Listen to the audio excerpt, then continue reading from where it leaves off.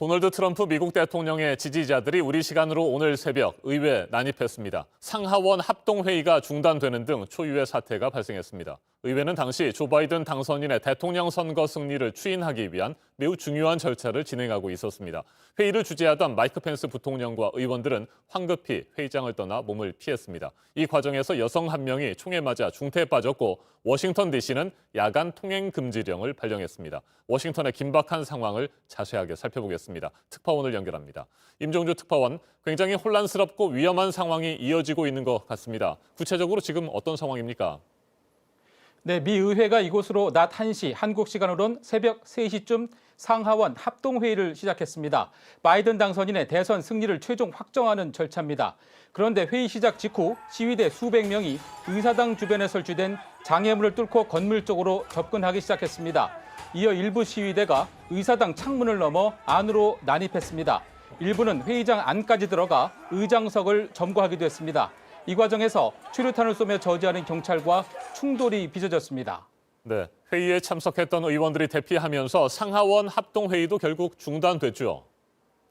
네, 그렇습니다. 시위대가 난입하자 회의를 주재하던 펜스 부통령과 상하원 의원들이 안전지대로 대피했습니다. 회의도 중단됐습니다. 상하원 회의가 시위로 중단된 것은 미 역사상 초유의 일입니다.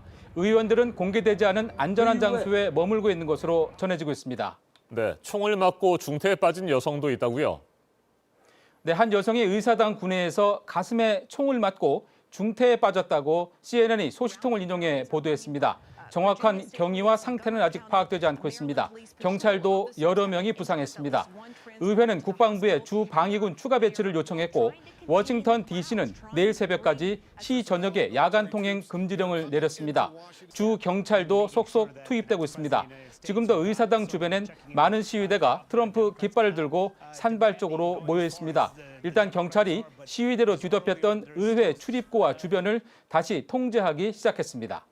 네, 트럼프 대통령의 지지자들이 의회에 갑자기 난입을 한 것인데 트럼프 대통령은 지금 어떤 입장인지 궁금합니다. 대규모 선거 불복 집회에도 참석해서 연설까지 했다고요?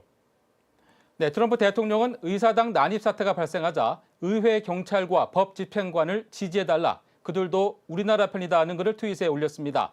이어 평화 주의를 촉구하는 글도 올렸습니다. 그러나 이에 앞서 워싱턴 DC 도심에서 열린 대규모 불복 집회에 참석해 선거 결과에 승복하는 일은 절대 없을 것이라고 말했습니다. 또 상하원 회의를 주재하는 펜스 부통령에게 불복을 압박하는 발언도 했습니다.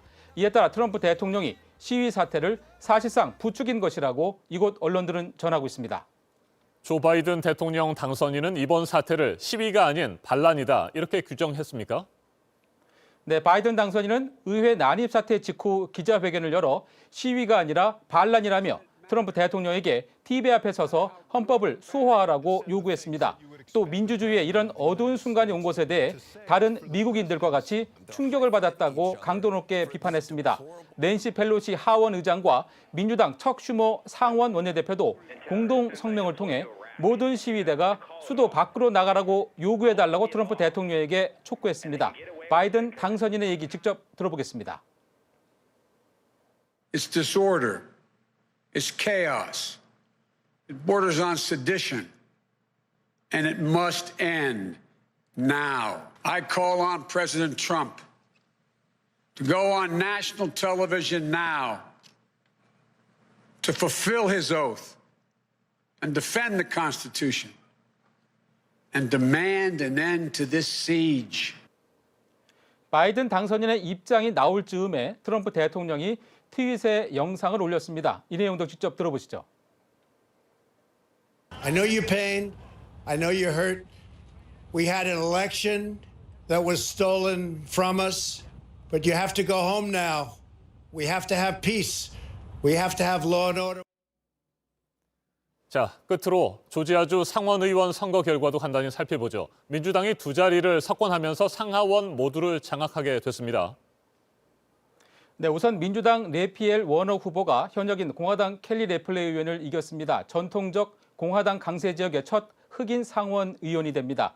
또 다른 민주당 존 오소프 후보도 공화당 데이비드 퍼두 후보에게 승리했다고 조금 전부터 주요 언론들이 보도하기 시작했습니다.